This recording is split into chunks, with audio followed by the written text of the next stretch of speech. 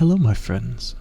My name is Mr. 99. On this episode, I have another story for you.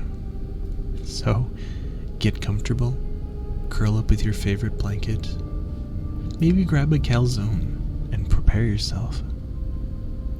If you like what you're hearing and you like the story, consider subscribing and liking the video. But for now, remember that a job is what you make it, even if some jobs are worse than others. That being said, I am a cop, was a cop, I'm resigning.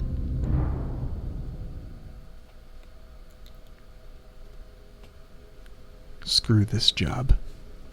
I never thought I'd say that, to curse the career I've loved for the past 12 years. But here I am, ready to kiss it all goodbye. I'm not even gonna show up to work today, not after what happened last night. It was 1:45 when I got the call, a domestic disturbance on the 1500th block.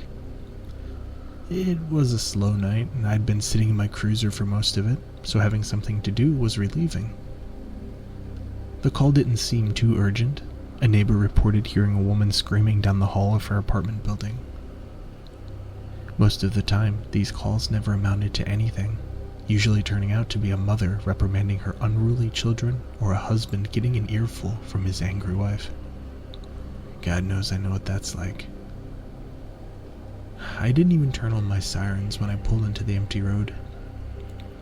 I pulled up to the apartment complex and reported my status to dispatch. The radio sputtered, and the woman on the other end confirmed my arrival. The static of her voice echoed throughout the night. There were a few curious eyes looking through the windows, nosy neighbors ready to see why a police cruiser was in the parking lot. I tried ignoring them, but even after all these years, it still unsettled me to be the messenger of the malls, like the retreating dark clouds after a torrential downpour. I walked down the hall, and the blinds closed as the bad omen strutted past the glass. I tried not to take it to heart, but it gets to you sometimes. I reached the stairs and made my way to the 3rd floor. The hall was dark. A few pothole lights illuminated the passageway. They buzzed overhead with an electric hum, ready to burn out at any second. Although no one was watching me through the windows on this floor, I still felt like something was there. There was a primal uneasiness that made the hairs on my neck stand on end. Walking forward, the clinking of my shoes on the concrete, an ungraceful presence in the eerie calmness, I found myself fighting to not put my hand over my holstered pistol. I couldn't be another trigger-happy cop, the rotten eggs you see in the news. But I still had my fists clenched at my side. I'm a grown man, but I'm still wary of the monsters that lurk in the dark. Only after all these years, I've learned that people are the root of all evil. The father who abuses his children, the murderer who kills out of spite, the old lady with a murderous twinkle in her eyes. She's watching me. Through a crack in the door, her undulating eyes screaming bloody murder. It startled me when I saw her. I hadn't even heard the door creak open. She whispered to me, beckoning me over with a gnarled arthritic finger. My stomach was in knots. Something told me not to get closer. There was a vitriol disgust in my mouth, like looking at the necrotic flesh of a dying animal. Maybe it was her balding, unkempt hair, or the toothless, gritted mouth, but she didn't seem too very friendly. But I had an obligation to step forward, to help anyone in need, and by the state of her gaunt face, this woman needed my help. Her voice was shaky, a mix of fear and malnutrition. "What took you so long?" I was confused by her question. Fear was slowing my mind, but when I looked at the number on the door, I made the connection. This was the address that had placed the 911 call. I composed myself and asked her details of the situation, but she shushed me, telling me to keep quiet. She looked down the hall, making sure no one had heard us. She nearly closed the door in my face when one of the lights overhead flickered, her eyes pleading to me to come closer. I hesitated, but obliged. "It's down the hall. It's watching us." I felt a flutter in my chest at the ominous tone in her voice. A horrendous screech made its way down the corridor and almost knocked me on my back. The old woman slammed the door, and I finally had my hand on the gun. On the far end of the hall, crouched at an intersecting passage, a woman, naked and bare, trembling like a stray dog. My left hand reached for my flashlight, but I had a hard time turning it on, instinct telling me not to look at the sickly figure caressing its knees. But I flipped the switch, the hall glowing a bright white as the woman was suddenly in the spotlight. She looked like she had been crying, rocking back and forth. Her hair draped over her face, yet there was no whimpering. I called out, asking her if everything was okay, as if I didn't already know. She looked famished, skin and bones, her ribs visible through her chest. I took a step. Her body shuddered as my foot struck the ground. I assured her that everything was okay, not sure who I was trying to comfort, her or myself. I reached for my radio, pinned to my chest, and requested EMS, but dispatch did not respond. No one was there, and the woman had stopped shivering. For some reason, I felt like I had just stepped on a pressure-sensitive landmine, and the moment I moved, I was done for. I tried swallowing the lump in my throat, but my mouth was dry. The air was stale, toxic, and I didn't know why. The woman's chest was pulsating, panting. I shifted on my foot, not taking a step, but just enough to glimpse the fuse at the bottom of my soul. The woman lifted her head, and I caught a glimpse of what her hair was masking. Her mouth had been stitched shut. Globlets of blood dribbled off her chin. I couldn't see her eyes, still hidden behind her bangs, but the way the crimson tears streamed down her face, I knew they had also been sewed. The woman perched on the floor. I found my pistol already in my hand. I stepped back off the mine, and the woman ran at me. I dropped my flashlight and opened fire, the muzzle blast giving me still images of the woman barreling toward me. I know I struck her a few times. I saw the bullets cutting through her flesh. But she kept on coming. My finger was automatically pressing the trigger, and before long I emptied my mag. The last still image I saw was on the ground, and the woman was standing over me. I had struck a few lights in the exchange, and now my dropped flashlight was the only thing piercing the darkness. I scrambled for the flashlight and turned it to the woman, but she was gone. I heard the door slam shut, and I violently panned to the source of the sound. I managed to catch the woman's foot disappearing behind a door, the same door that had belonged to the old woman. I frantically reached for the extra mag on my belt, reloaded my weapon, and tried radioing for backup. I was relieved when somebody finally answered this time. "Shots fired," I said. Almost instantly, I heard the sirens howling in the distance, but that wasn't the only thing howling. From the other side of the door, the old woman was pleading for help.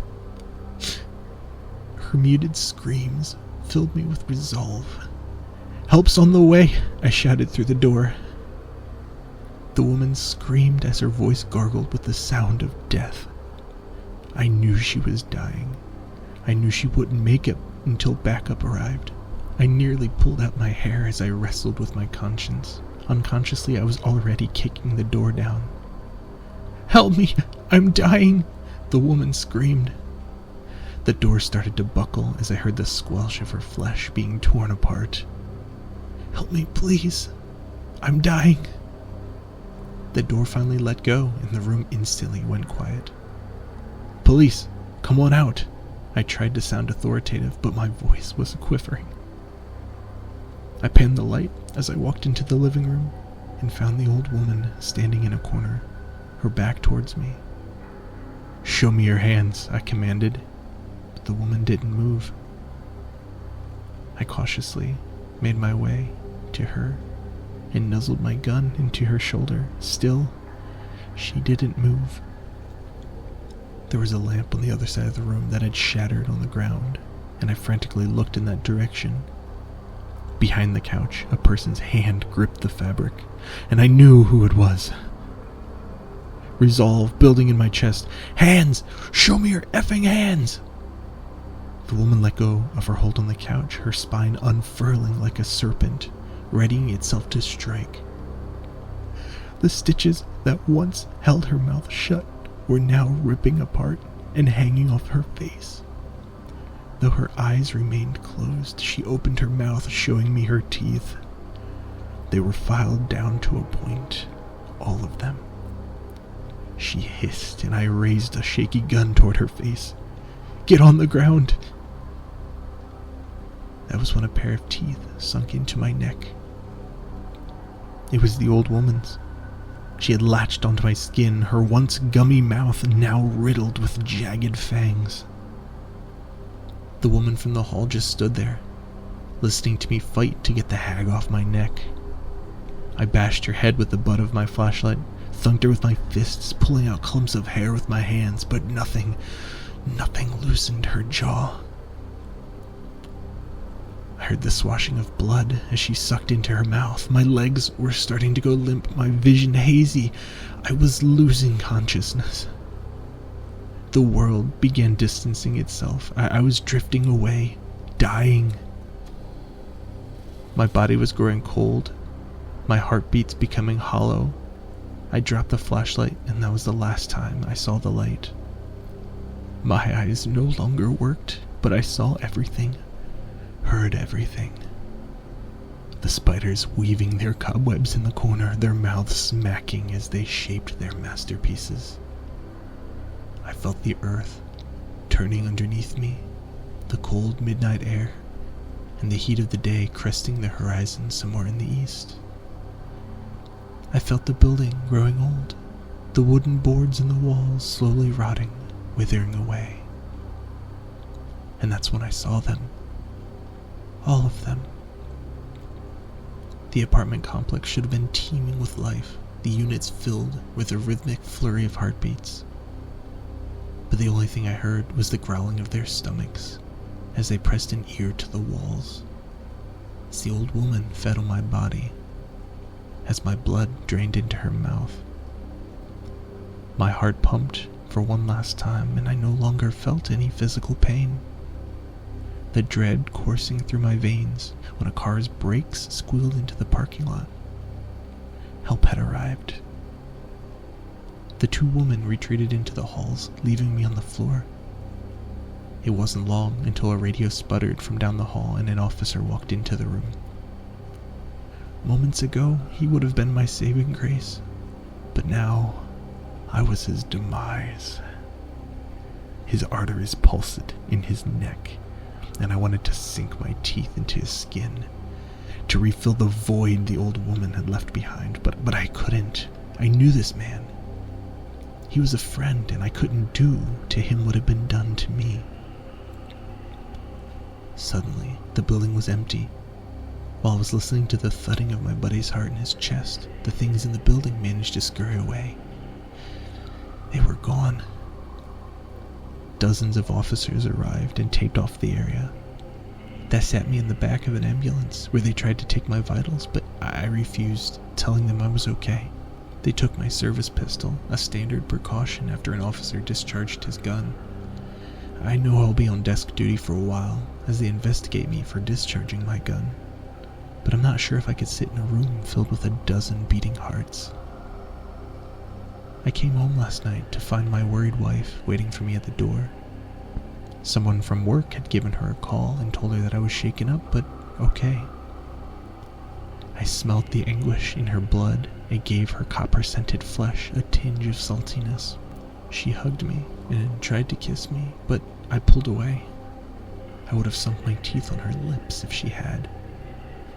I sat on my couch all night, fighting not to tear my wife's neck open. But the longer I fought, the worse my stomach growled. A taste wouldn't hurt. I stood over her, trying to restrain myself, but found myself tracing my tongue on her skin. She playfully pushed me away, caressing the back of my head, but I lost control. The next thing I knew, she was lying lifelessly under me. I waited for her to wake up, just as I did, but for some reason she didn't. She was gone. I'd killed her. My body was momentarily replenished, but at what cost? I was already growing hungry again, and the love of my life was gone. This was supposed to be my suicide note, but when I put a bullet in my mouth, it didn't work. I want to die. I don't want to live like this, to be this thing, this monstrosity. Someone else is going to come looking for me when I don't show up for work tonight. I don't want to hurt anyone else, but as time drones on, I'm conflicted. Now, I'm not sure if I want them to stay away, or if I want someone to come asking questions. I don't think I can restrain myself if they do. And I'm not sure I want to restrain myself.